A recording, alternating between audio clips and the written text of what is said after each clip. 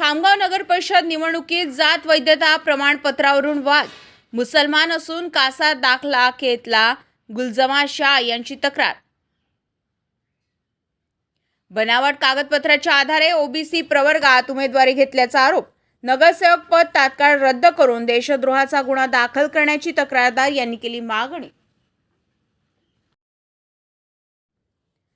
नगर परिषद खामगावच्या सार्वत्रिक निवडणुकीमध्ये ओबीसी संवर्गातून निवडणूक लढवणाऱ्या मोहम्मद इसा मोहम्मद मुसा यांच्या जात वैधता प्रमाणपत्रावर गंभीर आक्षेप नोंदवण्यात आलाय.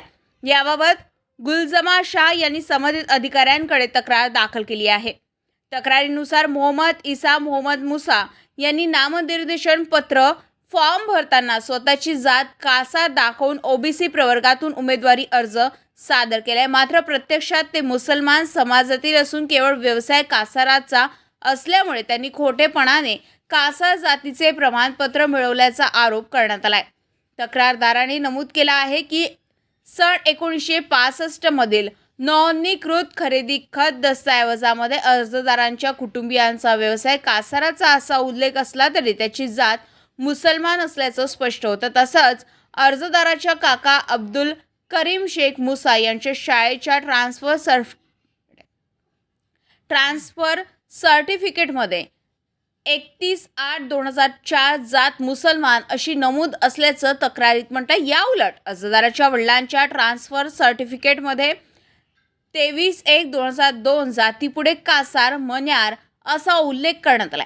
या विसंगतीवरून अर्जदाराने हेतू परस्पर काही तत्कालीन कर्मचाऱ्यांशी संगमत करून कागदपत्रामध्ये फेरफार केल्याचा आरोप तक्रारदाराने केला. तसेच अर्जदाराने कोतवाल बुक, जुनी वंशवळ किंवा शाळेचा निर्गम उतारा यासारखी ठोस कागदपत्रे सादर न करता सन 2004 मध्ये जात प्रमाणपत्र मिळवल्याचा आरोप करण्यात आलाय. एसडीओ कार्यालयाकडून सखोल चौकशी न करता जात प्रमाणपत्र तयार करण्यात आल्याचंही तक्रारीत नमूद आहे. तक्रारदार गुलजमा शाह यांनी संबंधित प्रकरणाची सखोल चौकशी करून अर्जदाराचे जात वैधता प्रमाणपत्र रद्द करावे व आवश्यक ती कायदेशीर कारवाई करावी अशी मागणी केली आहे. दरम्यान या प्रकरणामुळे खामगाव शहरात व राजकीय वर्तुळात चर्चेला उधाण आलं असून प्रशासन काय निर्णय घेतं याकडे सर्वांचं लक्ष लागलंय. सूर्या मराठी न्यूजसाठी संपादक अनिल सिंह चौहान, खामगाव, बुलढाणा. समाज कल्याण के अंदर जिस चीज़ पे वो इलेक्शन लड़ा ओबीसी पे, यानी ओबीसी पे उसका कास्ट सर्टिफिकेट कासार है और कासार ये जात सिर्फ हिंदू में आती है, मुसलमान में नहीं आती है. और हमने वही बेस पे समाज कल्याण के अंदर उसके एप्लीकेशन लगाए, कंप्लेंट करे. उसके बाद में विजिलेंस लगा. विजिलेंस वालों ने पूरा का पूरा जांच निकाला. उसकी जो टीसी है, टीसी के ऊपर उसने खोटे ओवर राइटिंग करके कासार और मनियार लिखा.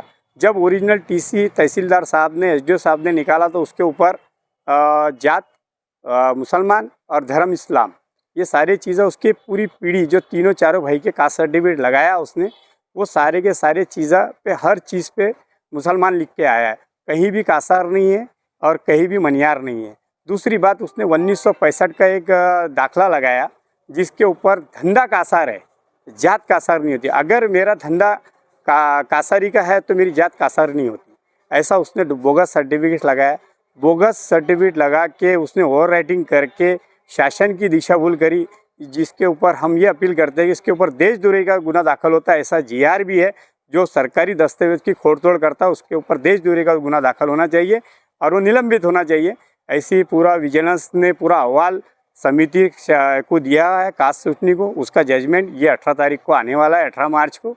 यही हमने जो कार्रवाई थी, सत्य सबके सामने आया है.